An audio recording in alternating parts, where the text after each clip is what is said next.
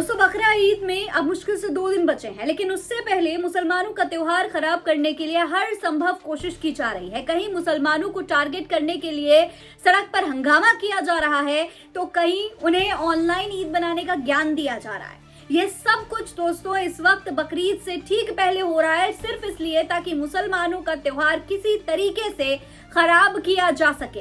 लेकिन इन सब के बीच भारतीय जनता पार्टी के एक मंत्री ने ऐसा बेतुका बयान दे दिया है, जिसके बाद भारतीय जनता पार्टी के ही मुस्लिम नेता उनके खिलाफ खड़े हो गए हैं। जिस अल्पसंख्यक विभाग को भाजपा ने इसलिए बनाया था ताकि मुसलमानों को लुभा सके, मुसलमानों की आवाज उठाने का एक दावा कर सके, अब उसी अल्पसंख्यक विभाग के नेता भारतीय जनता पार्टी के ही नेताओं के खिलाफ आवाज उठाने लगे हैं, उनके बेतुके बयानों का मुंह तोड़ जवाब देने लगे हैं। और अंदर ही अंदर भाजपा में, महाराष्ट्र की भाजपा में बहुत बड़ी टूट दिखाई दे रही है। सब कुछ बताएंगे आज की इस वीडियो में विस्तार से, इसलिए वीडियो को अंत तक जरूर देखिएगा। सलाम नमस्ते, मेरा नाम फरीन अंसारी है और ये खबर आप द नेशन 360 पर देख रहे हैं। दोस्तों भारतीय जनता पार्टी के महाराष्ट्र के ये नेता नितेश राणे, इन्हें तो आप जानते ही होंगे, मुसलमानों के खिलाफ अक्सर ये बेतुके बयान देते रहते हैं। कभी मदरसे को लेकर ज्ञान देते रहते हैं, कभी मुसलमानों को लेकर अभद्र भाषा का उपयोग करते हैं।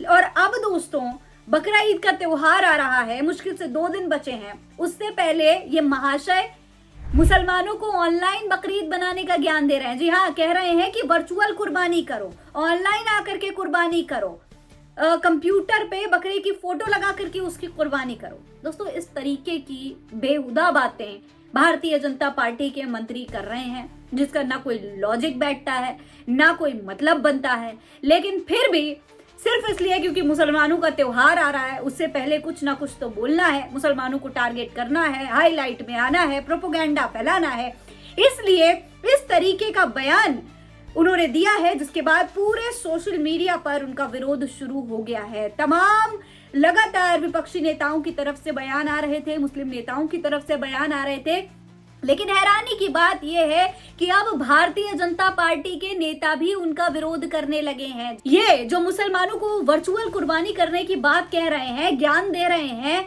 बकरे की तस्वीर लगा के उसे ज़बह करने की बात कह रहे हैं, शायद ये भूल रहे हैं कि उनकी खुद की भी एक नॉनवेज की दुकान है, उनका होटल चलता है, अलग अलग तरीके की डिशेस बनती है, चिकन की भी, मटन की भी, फिश भी बनती है, और ये मजे से खाते हैं। इनकी माँ के नाम पर है होटल। दोस्तों सोचिए, इस स्तर की हिपोक्रेसी है इस देश में, खास तौर पर भारतीय जनता पार्टी के नेताओं की हिपोक्रेसी यहाँ पर आपको साफ साफ नजर आ रही होगी।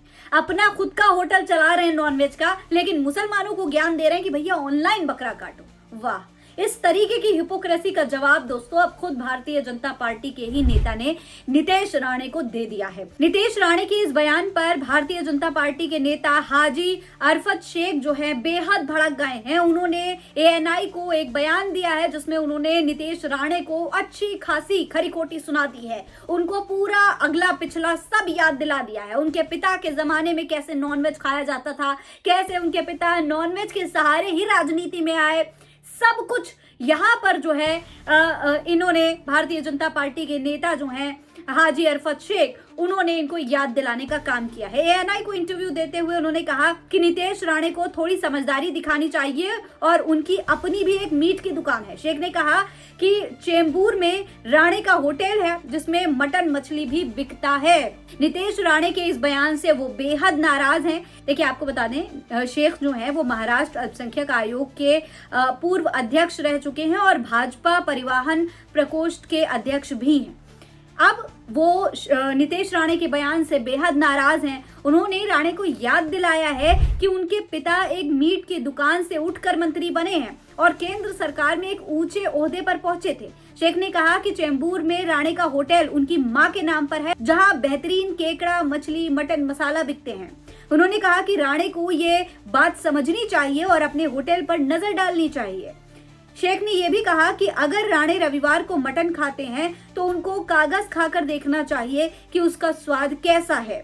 उन्होंने कहा कि बकरियां ले जाने वाले वाहनों को रोका जा रहा है, इससे हिंदू, कसाईयों, धनगर समुदाय और मुस्लिम समुदाय भी बहुत परेशान है। शेख ने कहा कि राणे चेंबूर में अपनी दुकान का अच्छा खासा कारोबार करते हैं, इसीलिए उनके कारोबार में बारे में भी सोचना चाहिए, यानी कि दूसरों के कारोबार के बारे में भी सोचना चाहिए। तो सोचिए, इस तरीके की हिपोक्रेसी है कि आप अपना धंधा तो चला रहे हैं, आप खुद तो मटन की दुकान चला रहे हैं, आप खुद पेपर खा के देखिए, आप लोगों को वर्चुअल कुर्बानी करने के लिए कह रहे हैं, तो आप खुद खाइए पेपर और बताइए कि उसका टेस्ट क्या होता है, कैसा टेस्ट होता है। आप अपनी दुकान में नॉनवेज बेच रहे हैं, आपके पिताजी राजनीति में आए ही नॉनवेज की दुकान चलाकर हैं, और आप दूसरों को ज्ञान दे रहे हैं कि ऑनलाइन कुर्बानी कर लो।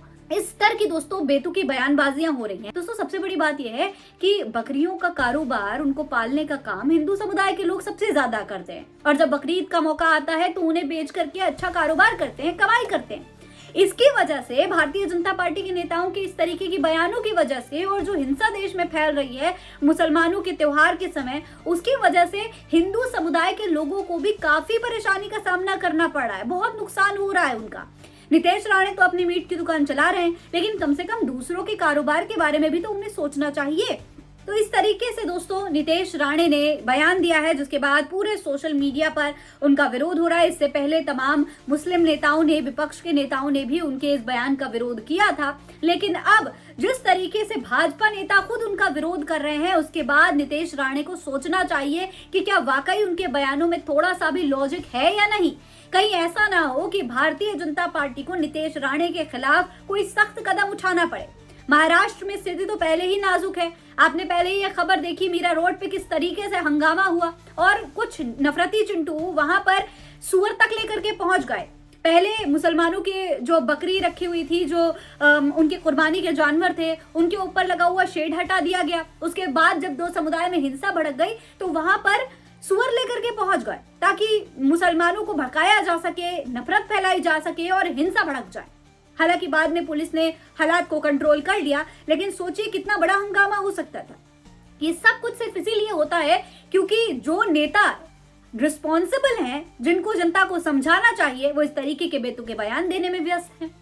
इस पूरे मामले पर आप क्या कहेंगे, कमेंट बॉक्स में लिखकर हमें जरूर बताइएगा। फिलहाल इस खबर में इतना ही। जय हिंद, जय भारत।